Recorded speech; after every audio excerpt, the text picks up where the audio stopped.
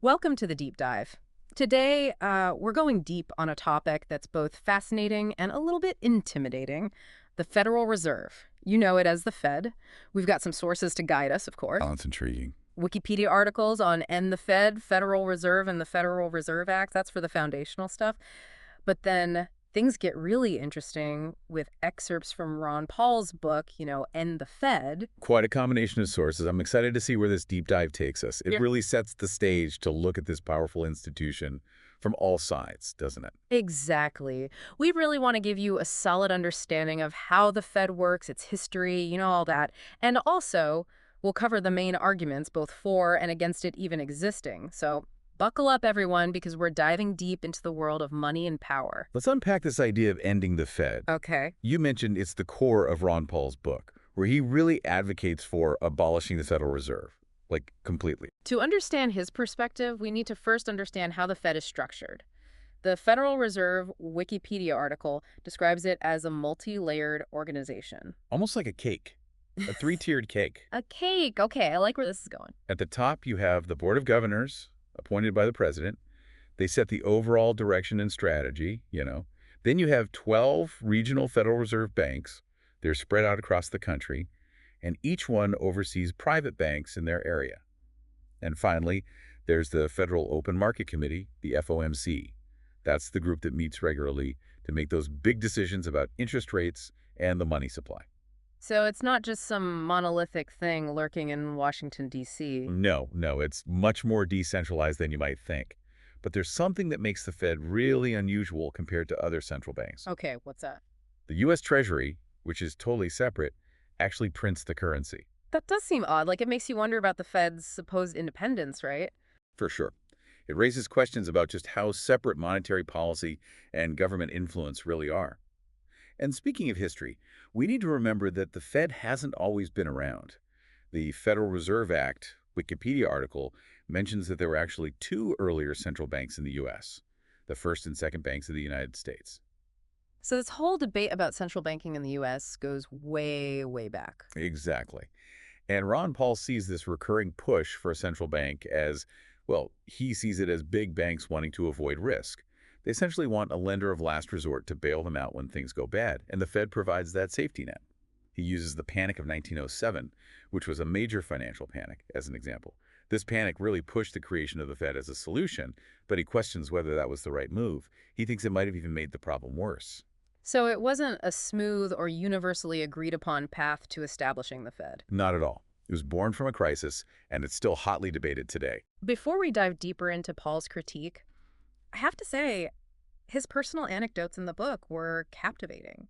Like the stories about saving pennies as a child. Oh, yeah. It gives you a glimpse into his, lifelong interest in money and value and all that.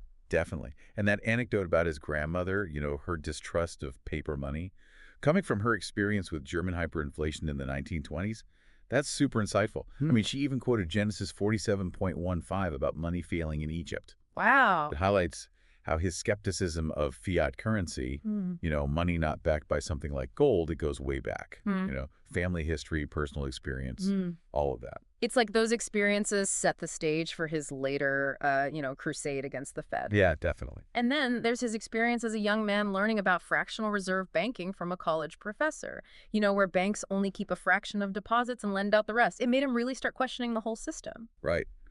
That distrust, combined with his family's experience with hyperinflation, really shaped his whole outlook on money and banking. For sure. He saw how quickly things could go wrong when money wasn't tied to something real. And then 1971 happened. Nixon took the U.S. off the gold standard. Huge moment. In Paul's eyes, this was a turning point, like a sign that the system was headed for danger. This event really solidified his beliefs and pushed him into politics. It was a defining moment for him. It cemented that the government couldn't be trusted to handle the currency, like at all. Okay, so we're starting to get the foundation of Paul's skepticism. But how does the Fed actually, wield its power? It controls the money supply, and the Wikipedia article mentions open market operations. Right, so imagine the Fed like a giant hand controlling the flow of money into the economy. Okay, a giant hand. Got it. Open market operations, that's where they buy or sell the government bonds. When they buy bonds, it's like opening a tap, injecting cash, increasing the money supply. This can boost the economy, but also maybe lead to inflation, Right. right? And when they sell bonds, it's like tightening the tap, reducing the money supply, potentially slowing the economy down. So by controlling this flow of money, they influence things like interest rates and inflation. That's a lot of power. Huge power. And this leads to another of Paul's criticisms, the Fed's lack of transparency. While they do release their balance sheet every week, showing trillions of dollars in assets, Paul argues it's not enough. He thinks they operate in the shadows, making choices that impact all of us without being accountable. He's got some good stories to back that up. He talks about questioning Alan Greenspan and Ben Bernanke, the former Fed chairs, during congressional hearings. Oh, yeah?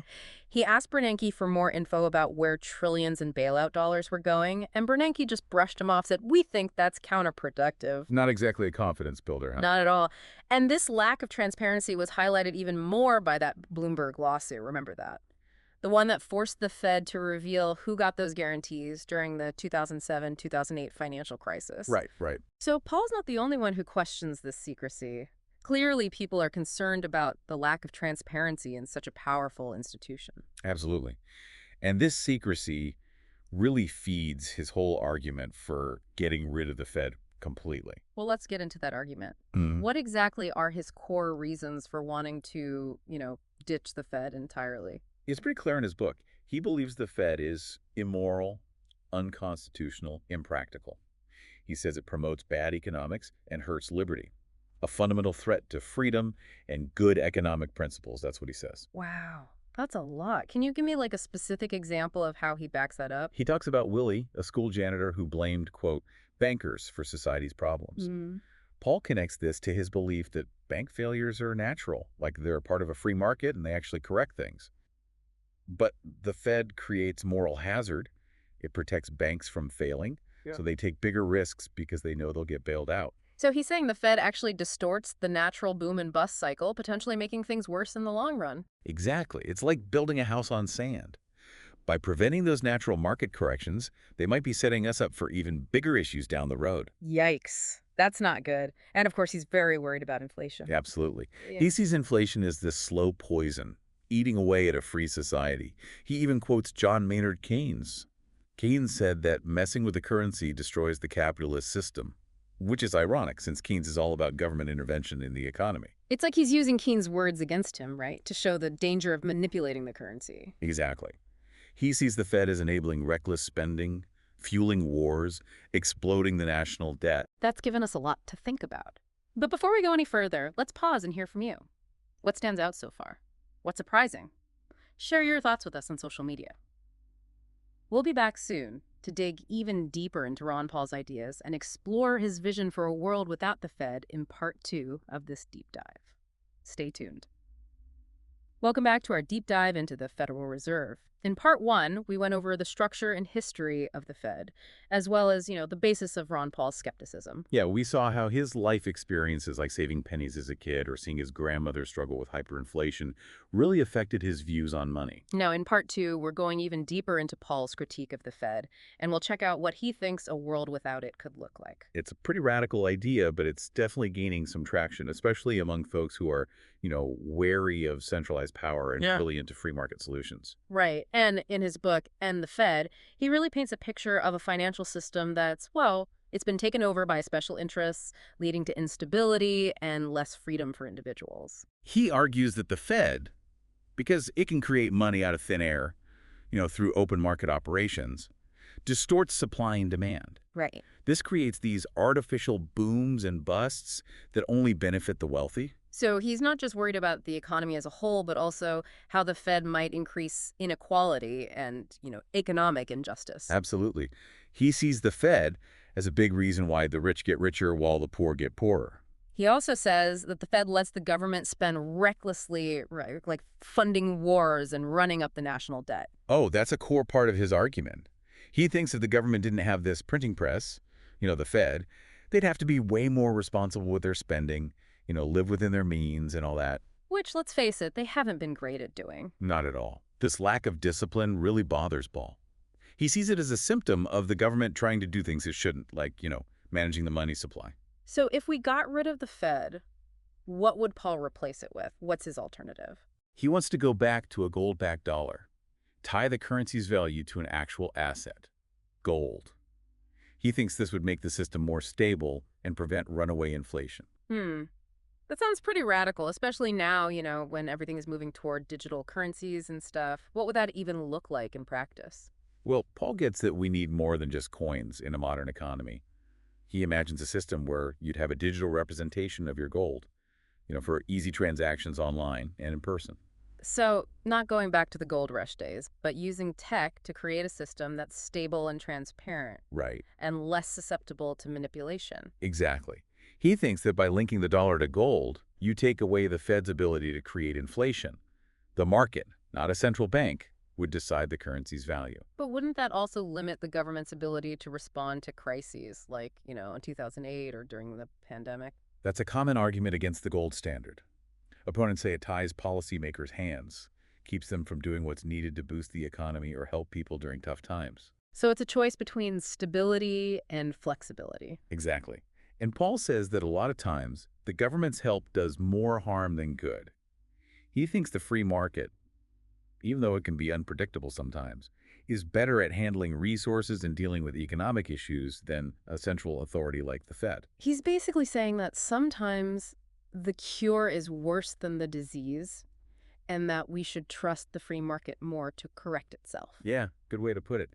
He sees the Fed as just a part of a bigger problem, the government getting too involved in the market. He thinks this messes up natural processes and ultimately limits individual freedom. And he's not alone in thinking this way, right? Nope. Austrian economics, that whole school of thought, they're also really skeptical of central banks and the government interfering in the economy. Right, right. Paul got a lot of his ideas from those folks, like Ludwig von Mises and Marie Rothbard. Okay. He even went to one of Mises' seminars and worked with Rothbard on the Gold Commission back in the 80s. They were trying to figure out if going back to a gold standard was even possible. So his ideas have a solid foundation in economic thinking, right? Definitely. This isn't just him making stuff up. It's based on a well-established theory that's been debated for decades. Okay, let's say, for argument's sake, that we do what Paul says. Abolish the Fed and go back to gold. What happens next? Well, Paul sees a system where different currencies compete with each other, and people can choose which one they trust and find easiest to use. Multiple currencies going around at the same time, each backed by different assets or systems. So instead of one government-issued currency, we might have a system with many different currencies competing, like survival of the fittest for money. Right, and he believes this competition would make the whole financial system more stable and efficient. It's a huge change from what we have now, but it's definitely an interesting idea. I mean, it makes you think maybe there is a better way to handle money than what we have now, with all the crises and manipulation and all that.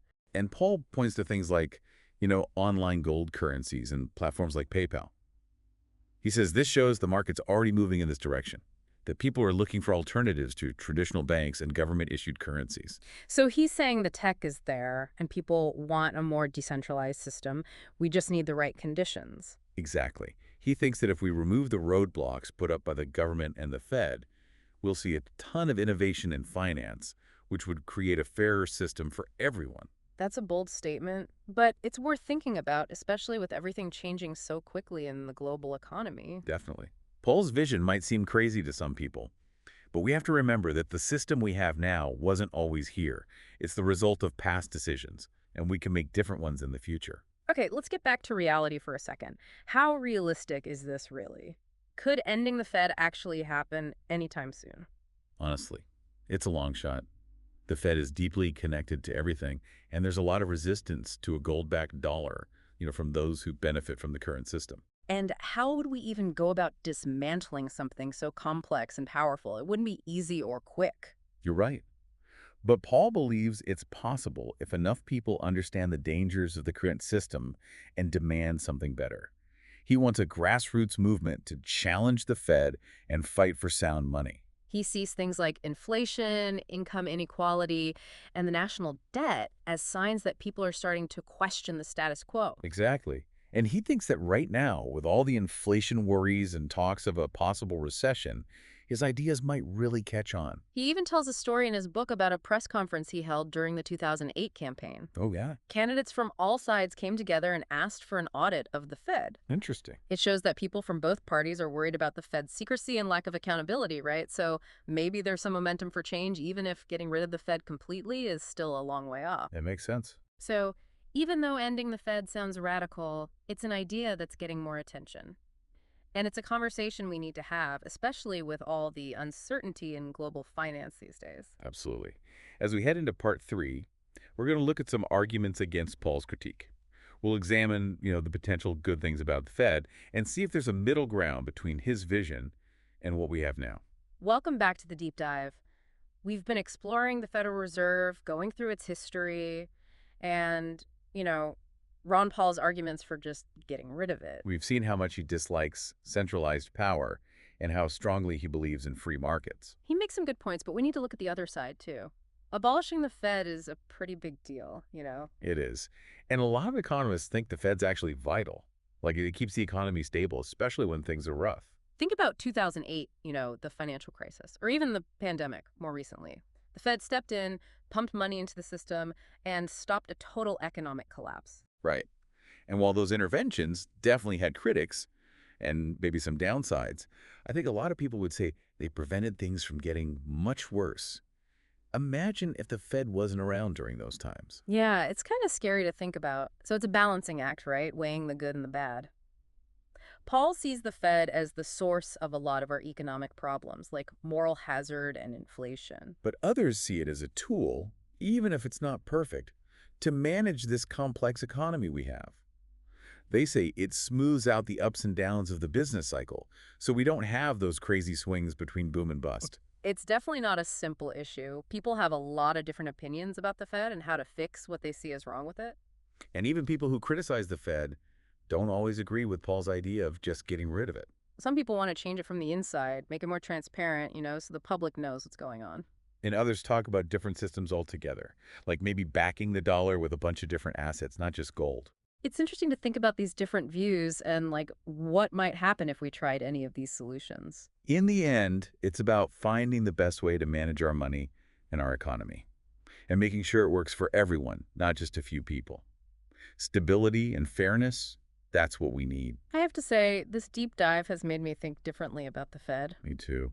It's been a long journey, hasn't it? From the early days of central banking to Ron Paul saying we need to abolish it, we've covered a lot. Yeah, and hopefully our listeners have learned a lot about this powerful institution that affects us all. We hope we've made you curious and that you keep exploring these topics. For sure. As we've seen, there's a lot to discuss when it comes to the Fed. It's a complicated issue. But the big question is, how much should the government control our money and our economy?